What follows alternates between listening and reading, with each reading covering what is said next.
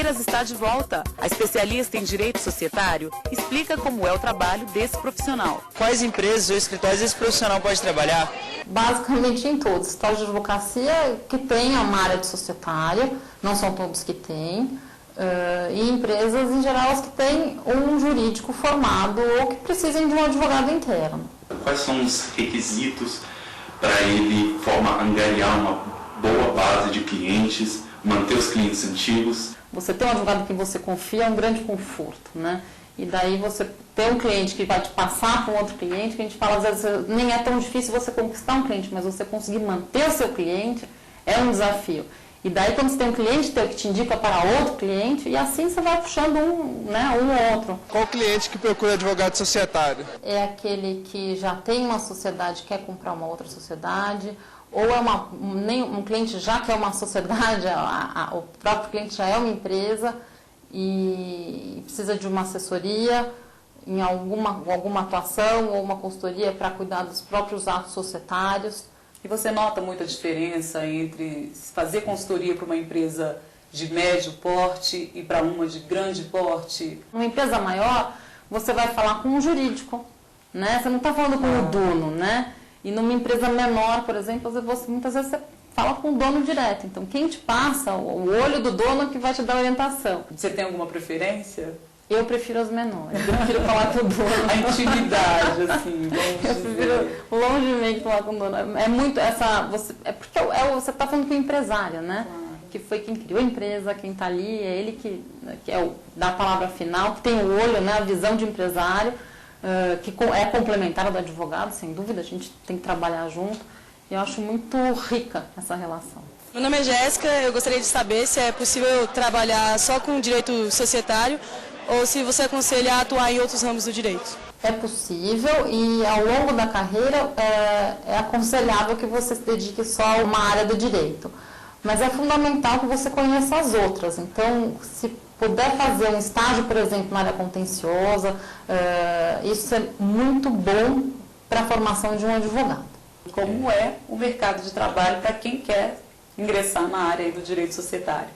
Estágio, né? Você já começa na faculdade procurando um estágio, mais ou menos já firmando a sua linha para onde você vai. Se você vai para o escritório de advocacia, você já vai procurar um estágio. O importante é começar já na faculdade. Você atua em São Paulo, né? O seu escritório, a matriz é lá em São Paulo. São Paulo é uma cidade industrializada, uma cidade que tem muitas empresas. É um campo propício para quem quer atuar nessa área? Muito, muito. Acho que São Paulo é o centro, né? A gente tem muita coisa. A gente vê muito escritório do Rio de Janeiro vindo para São Paulo. A nossa grande concentração é em São Paulo mesmo. E são poucas vezes que eu saio de São Paulo para fazer reunião. Em geral, o pessoal vem para São Paulo. Talvez daí a sua constatação de que o mercado de trabalho está bem servido. Porque lá em São Paulo tem muita, né, todo mundo quer tem muito escritório, tem muita frente de trabalho, assim. Quais são as cidades que você poderia falar que são as cidades do direito societário, as melhores cidades para se trabalhar e para ter sucesso na carreira? Nossa, agora você me pegou de experiência, Rio de Janeiro e São Paulo, que a gente mais tem mesmo. Né? Assim, o mais São Paulo, sem dúvida, e daí a gente vai para o Rio, aí depois começa com as outras capitais. Mas são as duas principais, pelo menos são as que eu mais trabalho. Pode-se dizer que o direito societário é uma área promissora, tendo em vista que seus clientes são empresas sem dúvida, bem colocadas. Sem dúvida. É promissor e tem muito trabalho, é muito ativo, né? Assim, a gente fala, hoje tudo é pessoa jurídica, não tem jeito. Qual o segredo para estudar bem nessa área? Estudar é um bom segredo, você tem que estudar bastante, ler muito, gostar é fundamental, se dedicar... E ser sempre sério, coerente e consistente e atender bem o seu cliente e saber o que você está fazendo e fazer bem. Quais são os ramos principais do direito que o direito societário acaba andando lado a lado? Principal, eu diria o tributário. Direito tributário. Acho que a preocupação com o imposto hoje está em primeiro lugar. Assim. São muitas nomenclaturas dentro do direito societário que até faz parte do dia a dia de gente como a gente, como eu, que sou leiga na área do direito. Como sociedades anônimas, limitadas. Qual é essa diferença, principalmente entre sociedade simples e sociedade empresarial?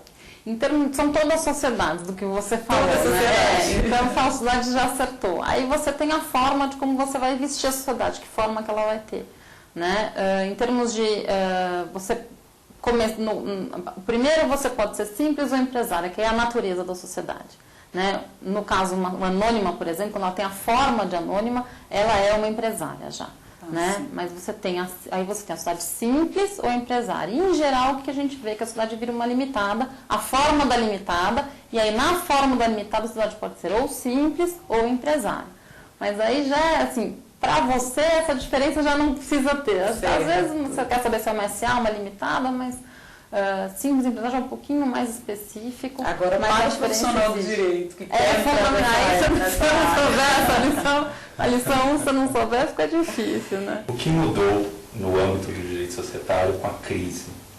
Quais são os novos desafios para o profissional? O que a gente tem visto muito, Ricardo, com essa hora da crise é que eu falando, muita desistência de negócio, né? Então, desistência depois que depois do casamento feito assinado, porque não tem dinheiro, né? E então sócio simplesmente o larga. sócio não, exatamente, a gente tem visto. Então, ou seja, nem simplesmente largam, viu? Ou seja, são sócios até conscientes, falam, olha, isso aqui não vai dar dinheiro, ou não tem dinheiro para colocar, como é que a gente resolve isso? O negócio não teria futuro. Sim.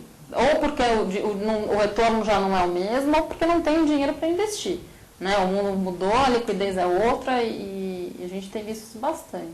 Qual deveria ser o perfil para esse profissional atuar bem num consultivo do direito societário? Você tem que ser firme, né? Você tem que passar confiança, né? Senão, confiança, quem tem que ter confiança em você? O seu cliente, né? O outro lado da mesa, o advogado, isso é fundamental, hein? A rotina de um profissional, do advogado, do direito societário, é muito corrida. A gente faz muita reunião, tem que atender cliente, e muito no computador, elaborando os contratos. É estressante, a gente tem, né, a gente fala às vezes o prazo no contencioso, você tem 15 dias de prazo, 10 dias, a gente não tem, a gente tem o prazo do cliente. Então o cliente ele liga, é urgente, você tem que atender, você tem o tempo do cliente.